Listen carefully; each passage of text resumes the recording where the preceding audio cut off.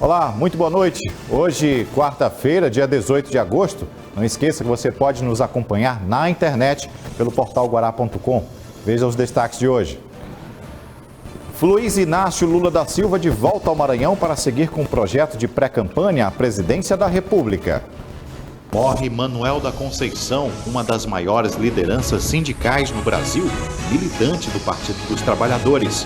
Projeto de lei municipal quer instituir a cultura de São Luís como matéria nas escolas de ensino infantil e fundamental. Secretaria de Desenvolvimento Social, FAMEM e Equatorial Energia assinam acordo para a terceira etapa da tarifa social. Tudo isso e muito mais agora, no Jornal da Guará.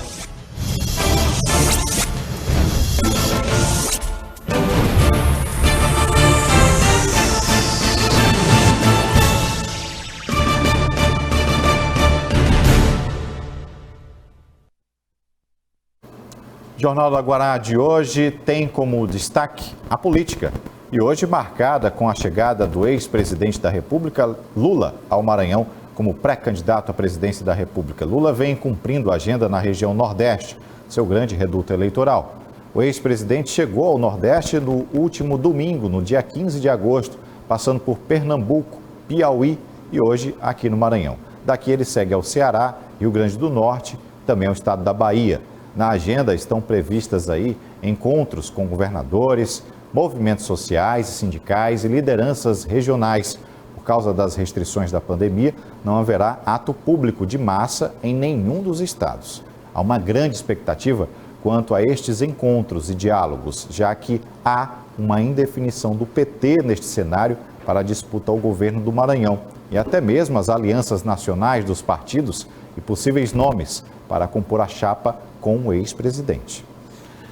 E no mesmo dia da chegada do ex-presidente Lula, morreu hoje o líder sindical Manuel da Conceição. Instituições e autoridades prestaram homenagens e lamentaram a perda de um dos maiores articuladores da luta camponesa. O governo do Maranhão, através de uma nota oficial, prestou condolência à família.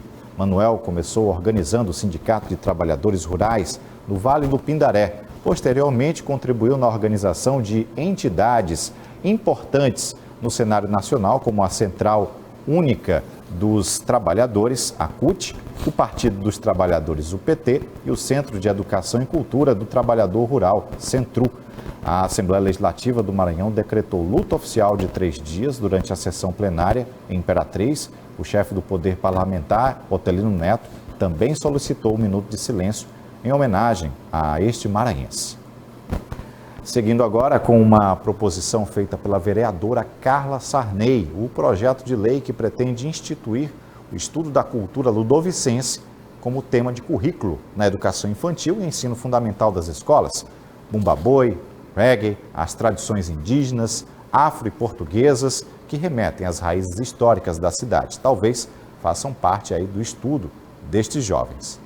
O projeto de lei foi aprovado hoje na Câmara Municipal de São Luís e tem como principal objetivo implantar o estudo da cultura ludovicense na educação infantil e no ensino fundamental. A proposta é da vereadora Carla Sarney, do PSD, que afirma que o projeto quer inserir a cultura local de forma transversal, ou seja, a ideia não é criar uma nova grade curricular, mas sim inserir em diferentes disciplinas os aspectos da cultura local, como bumba-boi, reggae, tradições indígenas, afros e portuguesas. Dentro dessas disciplinas que já existem, de forma transversal, que sejam também falados desse assunto. Eu acho de extrema importância para os alunos, novos alunos aqui de São Luís, e principalmente agora que a gente está vivendo muito nesse mundo digital, outros assuntos, é bom exatamente que eles conheçam o que é São Luís, a história de São Luís, desde a sua fundação. Quem trabalha educando crianças e adolescentes sabe o quanto é importante ensinar os conteúdos da cultura local.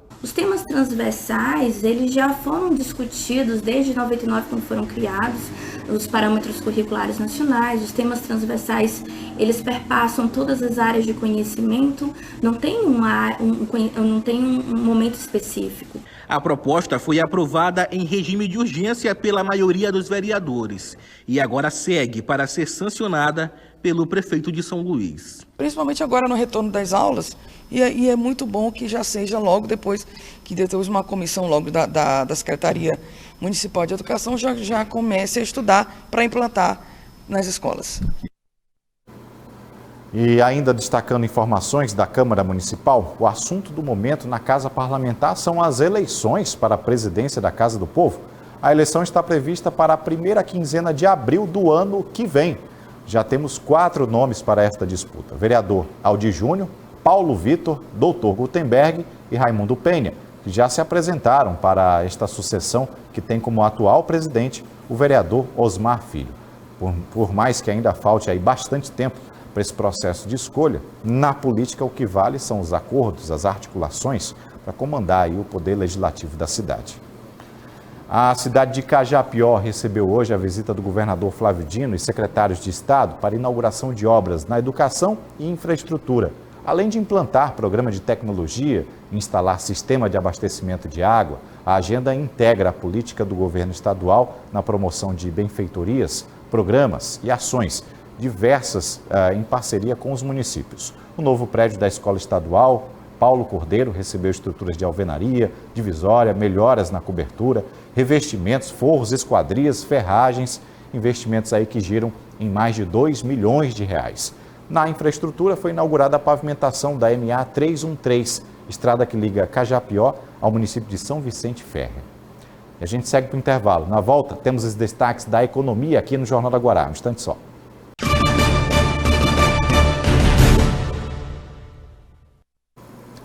Jornal da Guará de volta e com a informação de Brasília, onde o Congresso Nacional discute as novas mudanças nas regras do imposto de renda.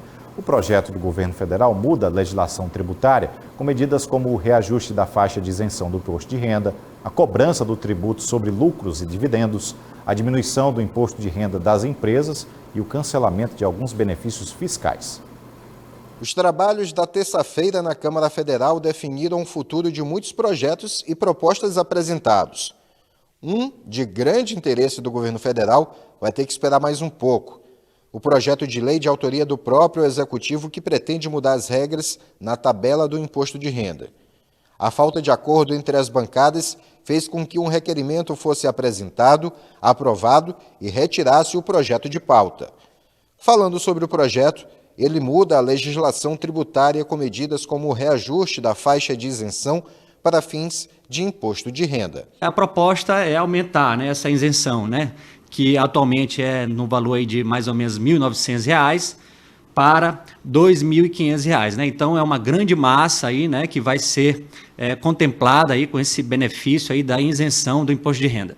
O advogado explica outros pontos que devem mudar, como a cobrança do tributo sobre lucros e dividendos distribuídos pelas empresas acionistas, a diminuição do imposto de renda das empresas e o cancelamento de alguns benefícios fiscais. Que essa tributação dos lucros e dividendos de 20%, mas em contrapartida o governo também vai diminuir o imposto de renda sobre pessoa jurídica, atualmente é 15% a alíquota geral e vai diminuir para 6,5%. Em 2022 e diminuir para 5,5% em 2023. Um ponto importante é entender como isso pode interferir no orçamento das famílias de baixa, média e alta renda. Isso porque um dos pontos a ser alterado é a faixa de isenção do imposto de renda, que pode ser para um rendimento mensal mínimo maior que o atual. A pessoa física ter um pouquinho mais de dinheiro aí no final do mês para poder alavancar o consumo do comércio, fazer uma compra a mais para sua casa e tudo. Então, são objetivos aí que o governo federal está implantando para tentar resgatar a economia e o setor empresarial e as pessoas físicas, o contribuinte. Bom, ainda seguindo com a pauta de economia, já com Wagner Matos, para destacar pontos dessa reportagem que você acabou de ver. Boa noite, Wagner.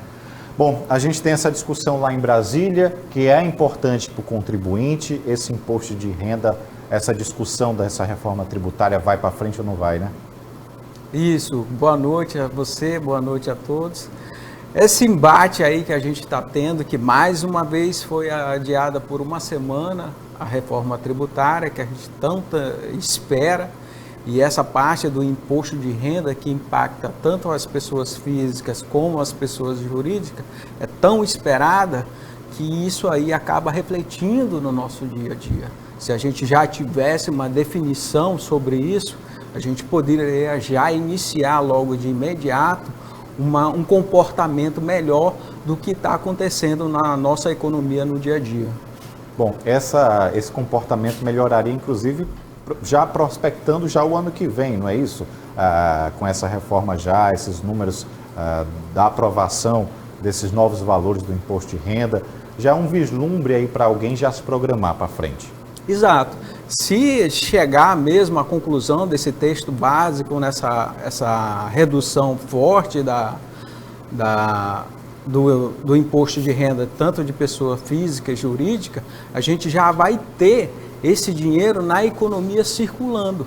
Então, até as próprias empresas, com essas reduções, ela pode pegar esse dinheiro que ela ia estar contribuindo no pagamento e investir na própria empresa, para a sua expansão e crescimento, e com isso leva na contratação de novos funcionários, girando a economia em todo o país.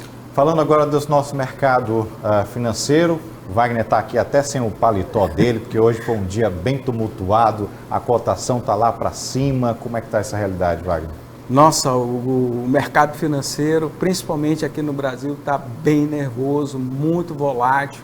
E mais uma vez a gente teve um dia de queda forte. Então, só para ter aqui exato, a nossa bolsa fechou hoje com queda de 1,07% e anulou todo o ganho que a gente teve de 2021, que agora a gente está em negativo em 2%.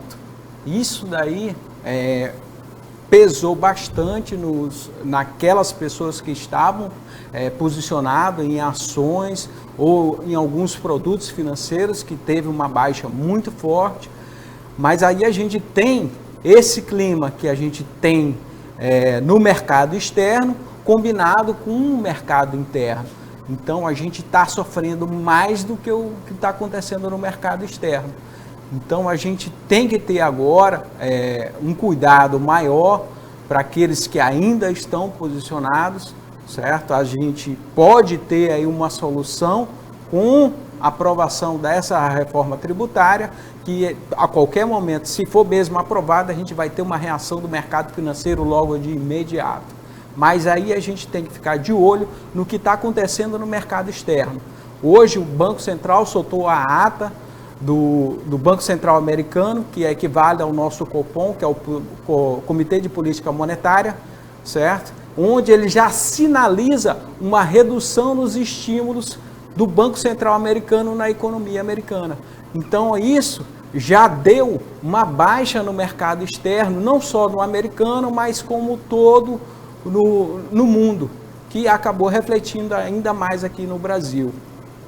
Vamos falar de reflexos dessa queda, desses números aqui nos nossos itens de consumo. Isso tem para a dona de casa, para o cidadão de dentro de casa, isso reflete muito forte? Reflete, tanto que hoje a gente teve esses dias a elevação do dólar, o câmbio acabou sendo pressionado. O que acontece nesse movimento? Então, como a gente tem um cenário que já está sinalizando externamente e internamente a queda desses investimentos locais por tensões políticas e até mesmo externamente, você acaba refletindo isso no câmbio, que acaba afetando nos produtos que a gente consome internamente. As nossas commodities, que a gente tem o trigo, que faz parte bastante da nossa base de alimentação, o petróleo, a cotação acaba saindo um pouco mais desvantagem para a gente. Por quê? Porque a nossa commodity petróleo, ela tem a cotação em dólar. Então, tudo que tem de commodity em cotação em dólar acaba refletindo e tendo um reflexo nos produtos que a gente consome. É segurar e apertar o cinto, né? Segurar aqui na nossa alça de segurança, sentar, ter tranquilidade, calma e prudência. Obrigado, Wagner. Eu que agradeço, boa noite a você, Hugo, e um abraço a todos. Até mais. Bom, hoje a Secretaria de Estado do Desenvolvimento Social participou do lançamento da terceira etapa da Tarifa Social de Energia, com a assinatura de um termo de cooperação com a Equatorial Energia e a Federação dos Municípios, a FAMEM. A Tarifa Social de Energia Elétrica foi criada pelo governo federal para beneficiar clientes residenciais de baixa renda. Depois, foi ampliada para os povos tradicionais, como indígenas e quilombolas. Para receber o benefício, é preciso fazer um cadastro, que regularmente tem que ser renovado. O Maranhão é o segundo estado do Brasil com melhor desempenho em tarifa social. São mais de 951 mil famílias cadastradas, o que corresponde a 81,04% de adesão ao programa. No entanto, muitos cadastros estão vencendo ou já perderam a validade e não foram renovados. Cerca de 300 mil famílias correm o risco de perder o benefício por falta de atualização cadastral no Cadastro Único, o CAD Único. 300 mil famílias precisam buscar os CRAs para atualizar o cadastro, porque podem perder esse benefício.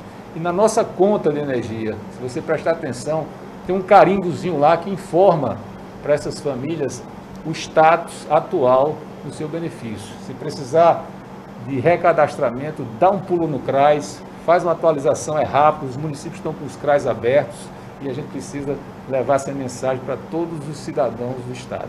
Para que o benefício seja mantido a estas famílias e até mesmo ampliado, a Secretaria de Estado do Desenvolvimento Social, a Federação dos Municípios e a Equatorial Energia firmaram um termo de cooperação. Nós saímos de 60% para mais de 80%, ou seja, tivemos um grande incremento, milhares de famílias maranhenses passaram a ter esse benefício. Benefício que é muito importante. Não só para a pessoa que economiza o seu dinheiro, deixando de pagar até 65% da conta, ou se for quilombola ou indígena, 100%, mas também o dinheiro que circula na cidade. É o dinheiro que gira no povoado, que gira no município, que gira lá na ponta, lá no bairro.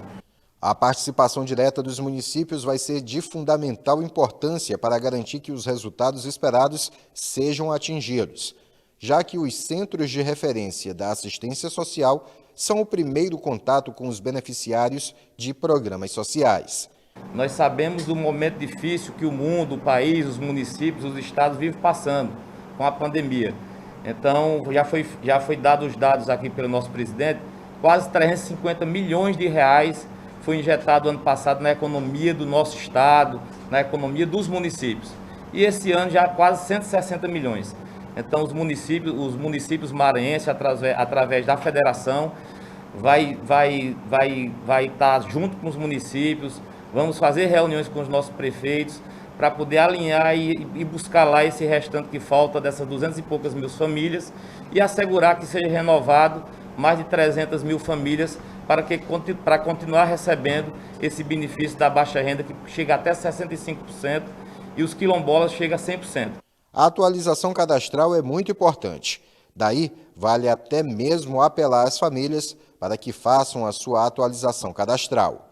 Ou seja, ajuda a pessoa, a família e ajuda também a fortalecer a economia nas padarias, nas farmácias, nas mercearias. Como foi dito aqui, só esse ano, até julho, mais de 160 milhões incrementados na nossa economia, além, é lógico, de que isso significou que ficou esse dinheiro no bolso das pessoas, dos nossos consumidores. Falando agora sobre o acidente de grande repercussão e comoção que aconteceu no último final de semana na Avenida Cajazeiras, aqui em São Luís. O Ministério Público do Estado do Maranhão pediu a internação por mais 45 dias da adolescente de 17 anos que atropelou e matou 3 pessoas em uma parada de ônibus no último sábado. Esta adolescente foi autuada por ato infracional e o caso está sendo julgado pela Vara de Infância e Juventude. Uma nova audiência na Justiça decidirá se ela continua internada ou responde pelo processo em liberdade. O proprietário do veículo, o militar reformado Antônio Maria dos Reis, foi autuado também no Código de Trânsito Brasileiro, no artigo 310, por ter entregado a chave do veículo para a adolescente. Depois do intervalo, mais informações aqui no Jornal da Guará em um instante só.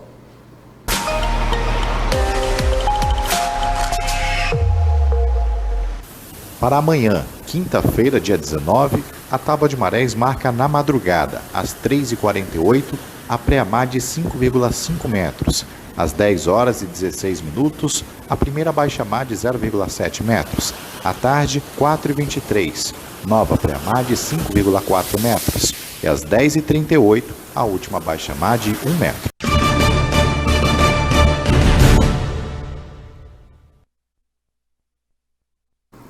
Bom, a nossa edição retoma o assunto da visita da agenda do ex-presidente Lula, que está em São Luís. Agora à noite, ele terá um encontro no Palácio dos Leões com o governador Flávio Dino, cumprindo a agenda também na manhã desta quinta-feira. Eduardo Gomes. O ex-presidente da República, Luiz Inácio Lula da Silva, chegou aqui em São Luís no início da tarde de hoje. Ele foi recepcionado por líderes políticos, membros do PT e também representantes de movimentos sindicais. Daqui, Lula segue para o Palácio dos Leões, onde tem um jantar marcado com o governador Flávio Dino. O presidente Lula tem muita representatividade nacional e internacional, conhece profundamente as políticas públicas no nosso país e nessa visita vai ter a gentileza de participar de atos de governo, vai conhecer obras do nosso governo, vamos participar de reuniões, de atos oficiais no segmento.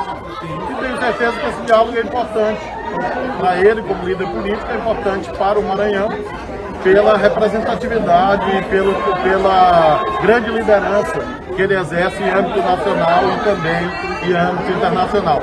Na agenda de Lula também está prevista uma reunião com o ex-presidente José Sarney e com a ex-governadora Rosiana Sarney. Além disso, também há um encontro dele marcado com o senador da República, o Everton Rocha. Lembrando que Lula vem cumprindo uma série de agendas, uma série de visitas aqui no Nordeste desde o último dia 15. E essa é a primeira vez que ele vem ao Maranhão desde o período em que ele ficou preso em Curitiba. Eduardo Gomes para o Jornal da Guará. Agradecendo ao nosso jornalista, companheiro Eduardo Gomes, por esse esforço em trazer essa notícia para você. A gente encerra a nossa edição de hoje. Uma ótima noite e até amanhã.